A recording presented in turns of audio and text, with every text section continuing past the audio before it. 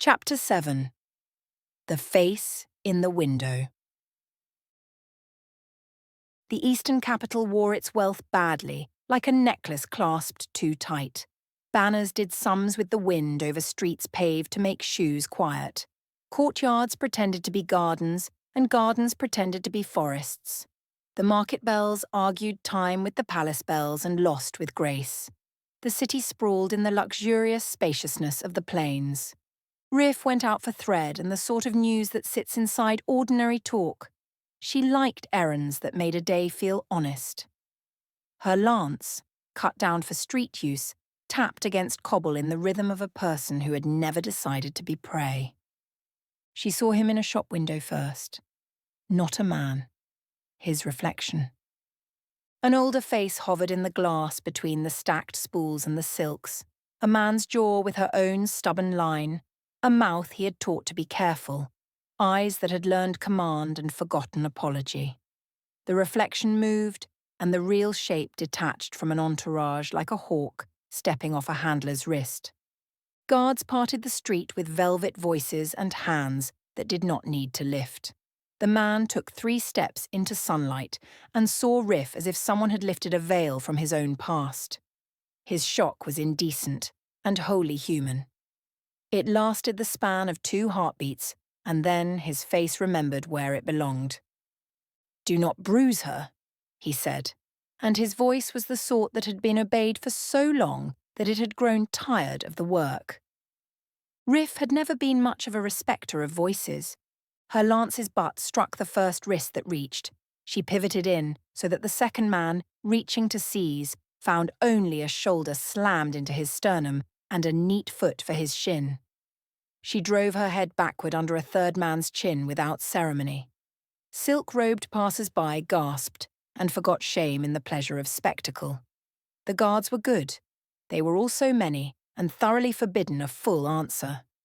That made them dangerous in the way of held dogs. They got a rope on her sleeve. She put a knee exactly where it would change a man's opinion of the day. 4 more took the knee's lesson as an argument and did not improve it. Someone threw a cloak like a net. She bit the hand that tried to tighten it and tasted skin, soap, and the memory of hunting dogs. "Do not bruise her," the man said again, sharper, and that small slice of care, more for his conscience than her body, took away the blow she had been braced to accept and replaced it with 100 humiliations done gently, holds that pinned without pain, a gag tied not to shut her up but to make her breath consider obedience, cords that did not burn only insisted. They carried her as one carries a princess who will not go to the altar and put her into a room designed for keeping nobility captive. There were mirrors, too many for any practical purpose. There was a chaise built for waiting, not comfort. There were windows that opened onto courtyards with high walls. The door was heavy wood, reinforced with iron. A tray sat on the table. Fresh fruit, good bread, the kind of provisions that say you are too valuable to harm without saying you are free to leave. Riffe lay where they had left her, bound politely on a rug, and let the room tell her all the lies it knew. Then she rolled, found first the seam in the rug and then the seam in the room. There is always one. Her mother's locket, warm against her skin, had been warming all morning. It had the indecency to hum now like a gossip who believes herself a prophet. She felt it and knew what she had already admitted to herself on the street. The man with the entourage was her old man. Not a metaphor. Father. The likeness had been too exact. The shock in his face had been too clean to be counterfeit. Rage cooled into something worse and calmer, waiting. She did not plan her escape further. She simply removed the bindings done too lightly for one who had been thoroughly trussed up by 2 old knights with instructions to not be late for dinner whenever weather was not friendly to other forms of training. "Explain yourself," she told the door softly, as if speaking to the man behind it. "And then we will see." She planned how to listen without losing the advantage of being the person in the room who was not lying to herself.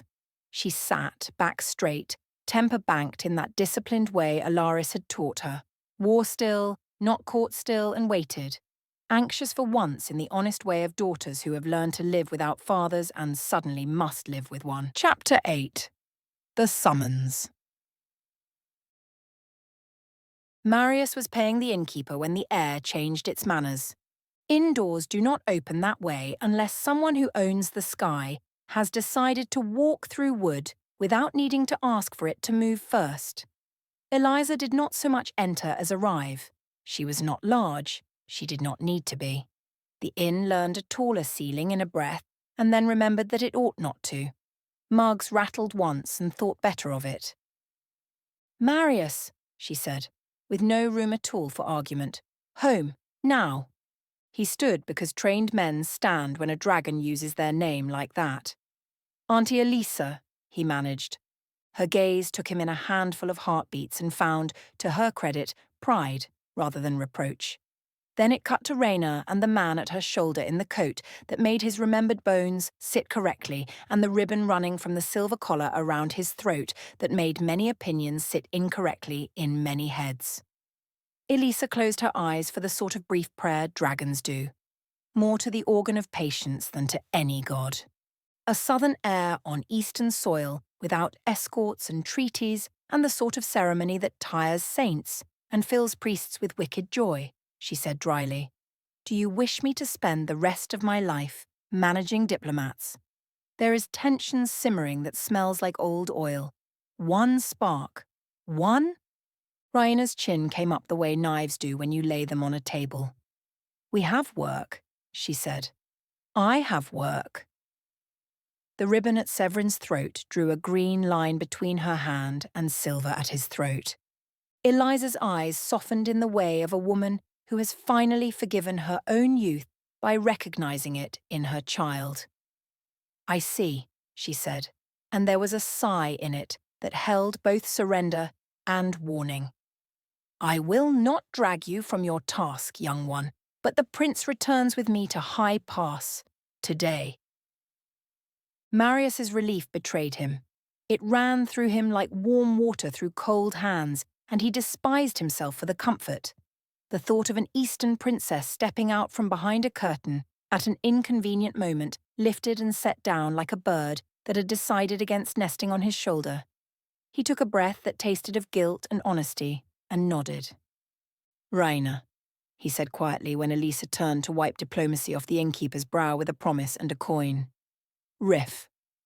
"Out for thread," Raina said, and the frown punched into her forehead, small and tidy, said the rest, too long about it.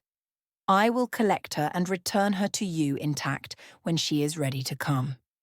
Severin had gone very still in that way he had when the leash at his throat did not require a tug to be felt. "The court is barbed," he said, finding the word by touch alone. "The halls are wrong-angled. The doors are not where they look to be." He put his hand over the collar and did not apologize for needing it. Elisa's nostrils flared at him, dragon judging dragon, and then remembering the man. "You were a boy there, long time ago before I went south. You were mortal then," she said. It was not a question, but it was not unkind. He bowed without knowing why. Eliza took Marius by the sleeve the way she had when he had been 12 and intent on climbing a parapet by himself. "Now," she said again, but gentler. "Alaris is chewing masonry. The southern court counts. The eastern court stares. If you sneeze here, someone will translate it into an insult to a grandfather. We will give the wind as few stupid errands as we can." Marius looked at Raina and then past her, as if looking could find Riffe by habit alone.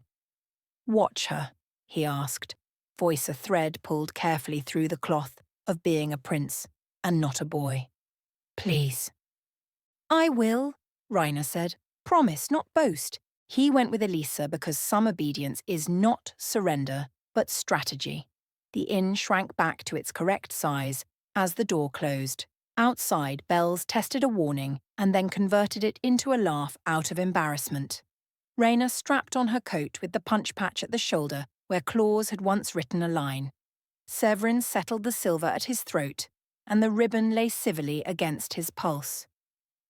"Thread does not take half a day," Raina said, tasting the gone-wrong sound of the errand like a challenge. "Wrong-angled doors do," Severin repeated, and the ribbon tightened very slightly under her fingers, as if to say the beast in him remembered the way back from a sort of dark. They slipped into the city's orderly confusion, which is harder to disappear into than disorder. People look down in chaos. The story of a girl with a lance carried away and into the palace with the price of a dozen men left groaning on the ground was everywhere.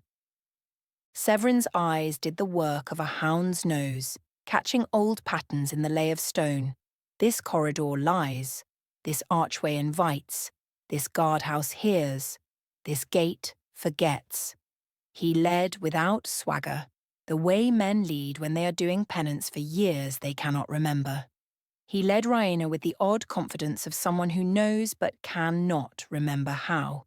At the edge of a formal quarter where even birds had opinions about where to fly, Raina stopped with that clean soldier's stillness that means I have understood something too late for comfort.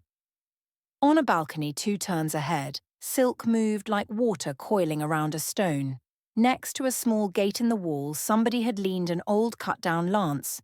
The geometry of the walls was wrong in the precise way palaces make wrongness into policy. Raina's mouth made a line Alaris had given her when he'd first taught her to look at a square of city and see where heat would gather for trouble. "Riffe," she said, picking up the lance. The name did more work than shouting. Severin's hand found the ribbon, as if he could anchor not only himself, but sense. "Barbed," he said again. "Here." Raina's smile came up like a blade laid on cloth. "Then let us unbarb it," she said, and knocked once on a door designed never to be knocked on by the people it held. It did not open unwisely. This was not an option any door when faced with a dragon had. Raina forced it quietly by reminding Steele how to be soft and stepped inside. Inside the room Riffe had already stood. She had fixed a pin in her hair so it would come out smooth as a promise, and kept the other in her palm so it would not be noticed, until it mattered. She had taken her place in the middle of the room, not near the window or the door, because the middle is where you make other people choose. The locket warmed again. Footsteps translated themselves along the corridor into a conversation between stone and leather. The door opened with the courtesy of a man who bullied wood into believing it was doing him a favour. He entered alone, which was either arrogance or strategy, or both. Up close, the likeness to her was worse in its way than in the glass. Worse because it was kind. The mouth that had learned to be careful softened without his permission. The eyes that had learned command wavered between offence and wonder and landed, ungainly, on fear. "Daughter," he said, and the title came out of him as if it had been travelling in circles for years and had finally discovered a road that led into the world. "Father," she answered, flat, because words must be put onto the table in their correct order before any are eaten. He flinched, not at the word but at the straightness of it. Then he bowed the smallest bow a man can make and still be considered to have bowed. "There were reasons," he began, and she lifted a hand a fraction to hold time still. "You will give them," she said. "All of them.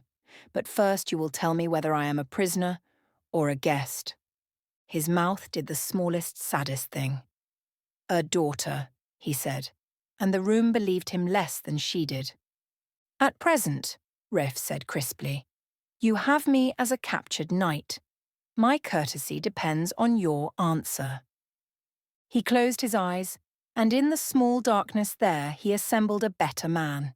When he opened them, he said, with the unflinching accuracy of a person who has rehearsed a lie and found it unworthy, "A guest, held against the folly of a court that would make you a pawn before I have told you everything I failed to do." The pin lay cool in her palm, the fear, hot in her chest, cooled enough to be counted. From the garden below, a voice, Raina's, moved through leaves without moving the air at all. "Keep speaking. We will find you." It spoke in the language of the North that Lady Lyanna had taught them as kids, and sounded like distant echo to one without the knowledge. Riffe did not turn her head toward the balcony. She kept her eyes on the man who had named himself and her in the same breath. "Then begin," she said, "and do not make me regret waiting." The door, which had been told to think well of itself, stayed politely ajar. Rayna listened at the door. Severin looked at the wrong angles of the corridor and remembered being small in them and shrunk close to Rayna. In the room that was a prison pretending to be a boudoir, a man drew breath to tell his daughter why he had not been a father. On the threshold, a dragon and a man with a collar listened with the sort of attention that turns into action. One heartbeat after words fail. Chapter 9. What Metal Remembers. They stood with the door politely ajar and the room pretending badly not to be a cell. "Open it," the man said, not unkind. His eyes were steady on the thin oval at Riffe's throat. "Please." "It does not open," Riffe answered, and then, because she had been trained by honest people to be honest with herself, added, "I am told. Try." She set her thumb against the seam the way you do when you mean to prove a thing stubborn and therefore justified. The metal was the cheap tin that tells true stories only when asked in the old way. It had been warmed by skin and luck for years and had learned to keep house for memory. At her touch, the little hoard of magic inside it sighed, draining like a lamp turned down, and the catch yielded, as if it had only been waiting for the question to be asked in the right voice. Within was not a portrait, not a curl, not a prayer. It was a crest. The sun with 8 spears, the river bent twice, the small square at the base that meant kept. The badge of the East pressed into a scrap, no wider than a thumbnail. It was ugly as authority and dearer than beauty to people who had sworn to it. Riffe's knees forgot their instructions. The room rose a fraction, and then tilted. She knew 2 prophecies, and for a breath both reached for her at once. The one the oracle had placed in her hands, white cloth, choice, a door between fate and will, and the one she had watched settle like a crown on Marius's head, a queen princess of the East, hidden not to be discarded wrongly. The locket made a clerk of her heart and began tallying. Her stomach made a fool of her pride.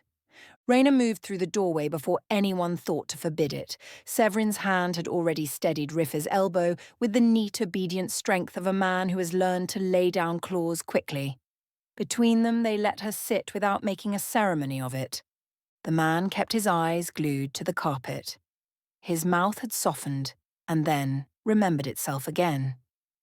He lifted his hand slowly, the way one holds fire near dry straw, and showed a ring. Plain gold knocked out of shape and then disciplined back into a circle by grief and necessity. Upon it the same crest, worked finer. When he touched the metal, both warmed at once. No glow, only the persuasion of heat where heat should not be. "It works both ways," he said, quiet with the relief of not having to be believed by argument. "Not for anyone, only for those of my blood. The ring was my father's. I took it from his hand when he died, after we broke the back of the rising that had wanted to break us. I kept it for duty and for hope. When I touched it, and the locket answered, I let myself believe a little, and then chastised myself for being a fool." He did not reach for her. He placed the locket gently back against the hollow of her throat with the shy care of a man who has learned how easily trust flinches. "For years it slept," he went on, eyes on the small thing rather than on the girl who wore it. "Then, some years ago, it woke. It would go warm at odd hours, the sort of warmth that makes an old man think he has only imagined it. Then it stopped pretending. It was warm nearly always. I thought a child grown perhaps and near to a place that remembers me. I sent men to look where I knew to look back then. They found no grave. They found only a story, a southward path, A girl who had climbed the pass when she should not have, and was seen last, too round to be about, and therefore declared dead by people who have never asked mountains to give back what they take. His eyes flicked to the window. Years before that, he said, and now the voice went back and found the map. I was a prince no one could reasonably love. There was unrest, old coin trying to buy itself a new throne, knives that called themselves reforms. Threats were made with courtesy. I fled to make it difficult for courtesy to finish me. They called it a kidnapping to save face, and a hunt to make it fun. A breath, shaped around a memory of straw and dawn and disgrace. I hid in your grandfather's hayloft when the search went by. Your mother found me there before the dogs did. She fed me and did not ask my name. I gave one to her in thanks, Solara, for Little Rat is not a name. We were curious and kind and then unwise. When I returned to court, when my brother died, and then my father, and there was no one left between me and the chair that eats men, I sent people to bring her to safety. They found only the story of the girl gone missing on the mountain. They told me the mountain pass had taken my mistake away. He looked at his hand, at the ring that had taught him hope. The ring would say otherwise at the worst times. It would warm when I was writing edicts, and when I was eating bread, and when I had told myself I had no right to hope. I began to think I was mad. The faintest smile moved the corner of his mouth. Today I walked out to inspect men who have learned to hold pikes. I looked in a window and saw my face between silk I had no intention of buying. And then I saw you. He raised his eyes at last to her face and asked in a voice that had been trimmed of all presumptions, "Does your mother live?" His voice was quiet then. It was a tender question. It was an indecent one. Riffe's hand found its mark by long practice, movement from the chair to the man almost imperceptible. She struck him, not as a soldier insults another's training, but as a daughter answers an arrogance with a small piece of justice. The sound was not loud, it was solid. He did not lift a hand to his cheek. He lowered his head and apologized. "I am still waiting for my queen," he said, and the words were a confession rather than a petition. "Do not tell me I will wait in vain." Her palm still buzzed with the echo of an outrage she had not been prepared to forgive. She let the anger breathe and then took it by the scruff the way Alaris had taught her to take a young dog that had mistaken itself for a wolf. "She lives," Riffe said, each syllable weighed and measured. "As to whether I tell you where, that depends entirely on your conduct from this hour." He inclined his head, true acknowledgement, not the counterfeit princes learn. "I accept your terms." He finally looked at the people standing behind her. There stood a young woman whose presence made air remember how to go around corners, and a man with a silver collar and a green ribbon whose posture said politely that he would not run and would not be run at. The king's breath broke. "Severin," he said, at once 30 years younger and wiser than he had ever been. "Saints keep us. Sev." The name landed in Severin's ears like the other half of a word he had been trying to remember for months. He did not kneel. He did not bare teeth. He stood and let recognition do its cruel, kind work across both their faces.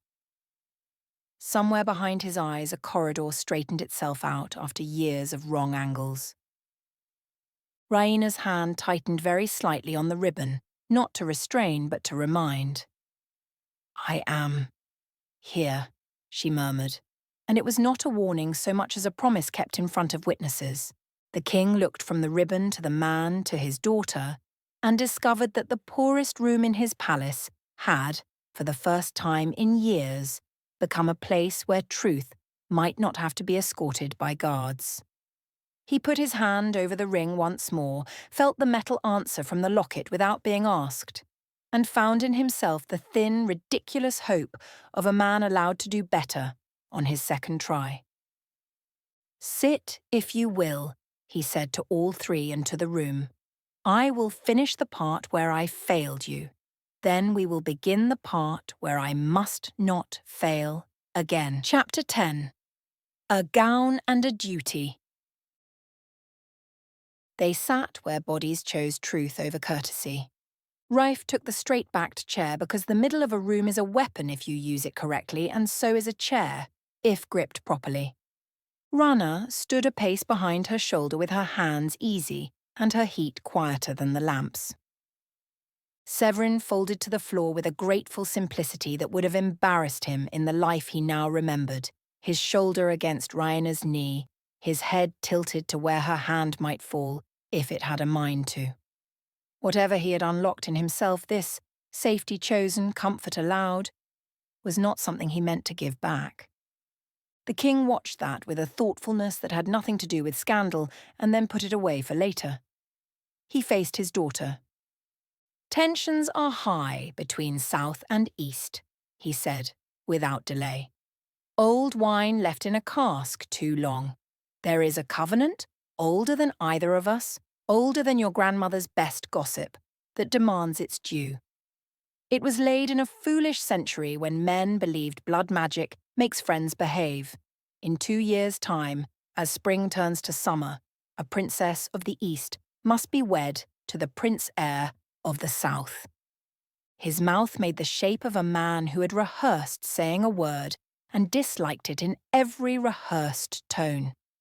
"The moment the court hears there is a princess," he went on, not whispering the cruelty, "they will make you into that princess, not from love, from hunger for the oaths to settle quietly.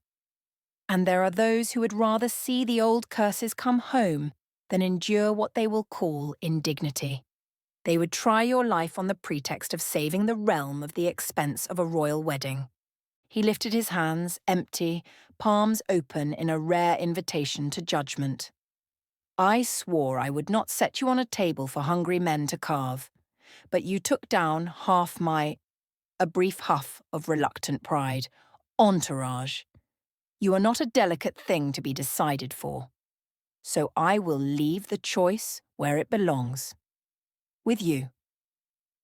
He turned, and the formality in his shoulders melted into warmth without performance.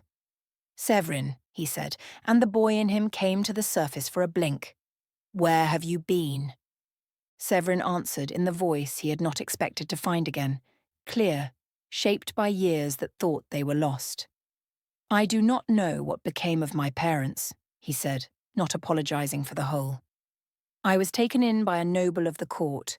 His name will come back to me at an inconvenient time, I expect, and raised as a playmate to princes. I was your shadow then, your companion, but I did not understand the shape. There was a dragon hiding in my skin. No one told me. Perhaps no one knew."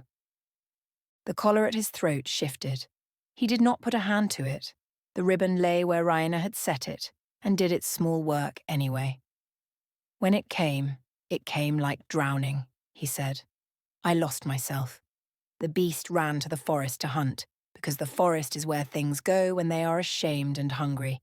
It has been almost 20 years by the court's count since then." Rayna felt the number strike like a bell in her chest. 19, her own years counted out on Elisa's patient fingers. The year before.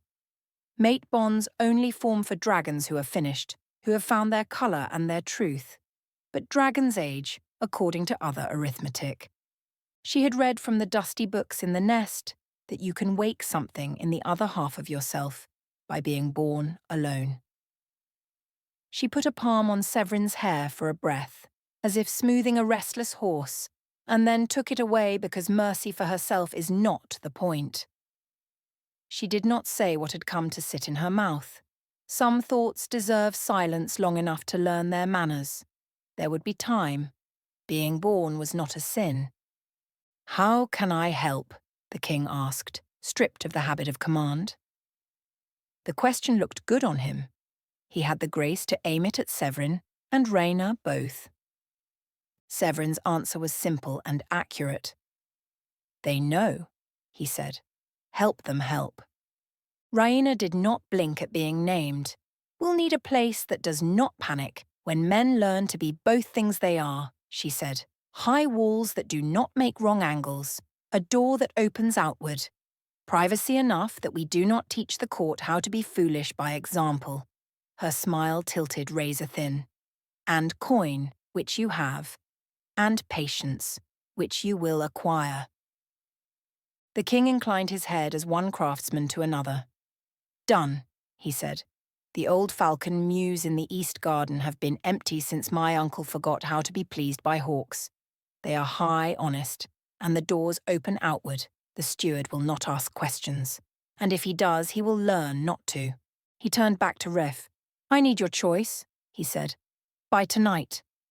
A choice and a test, Riffe said dryly, because accuracy is not cruelty when used correctly.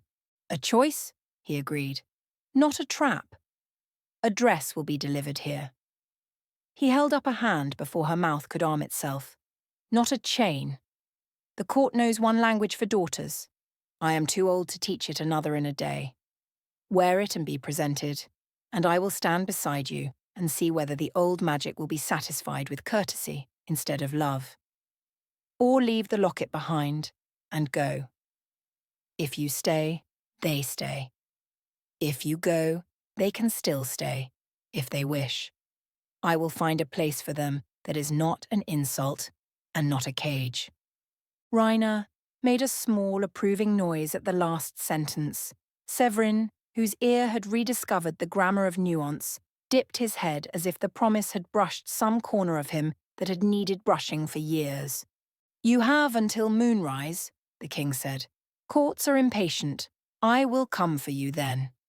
He looked at Raina with the courtesy that belongs to recognizing another sovereign. Young one, he added, because the language for dragons is primarily respect or else flame.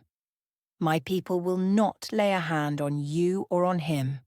If they try, they will not be my people by morning. He left the room not as a king leaves, but as a man who has set down a burden just exactly where he was told to by someone he trusts. They did not speak at once. The quiet was a fourth person, elemental and not polite, and it sat on the rug with them the way a dog does when it knows it is part of the family, but not of the decision. A scratch at the door that had learned to be careful today. A girl barely older than Riffe, when she had first tied a bandage around another child's scraped knee, came in sideways with her eyes on the floor.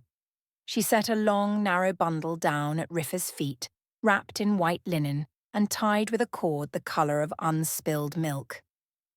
For you, my lady, the girl said without curiosity. By order? She retreated with skilled haste. Riffe looked at the parcel as if it were a snake pretending to be a rope. It's only cloth, Raina said softly, because sometimes telling a lie that knows it is a lie helps the truth behave. It's a duty, Riffe said, and she was not wrong. She put her hand on the locket and felt it warm under her fingers, not with command, but with recognition.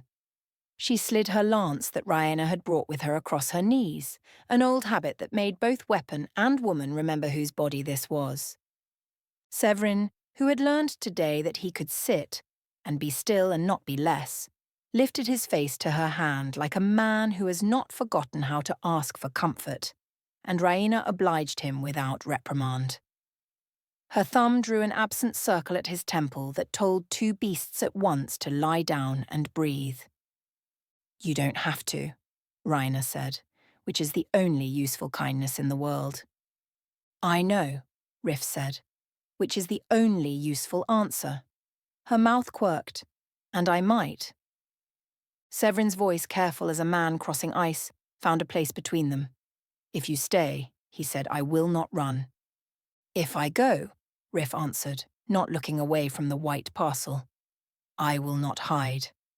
Raina's laugh was the small explosive kind that turns into breath before it can turn into mischief. Either way, she said, we will have one hell of a time. They let the quiet back in, then, and gave it the place on the rug it had claimed. Outside, the palace's wrong angles remembered to be wrong. Inside, a woman chose whether to believe that a white dress is a tool and not a verdict. The light moved across the floor as if counting something. The locket warmed once under her palm and stilled, as if to say, Whatever your answer is, I will not contradict it. As the sky turned to the colour of blood to let the day die, the white parcel still lay at Riffe's feet, neat as a wound bandaged correctly and hated for its existence.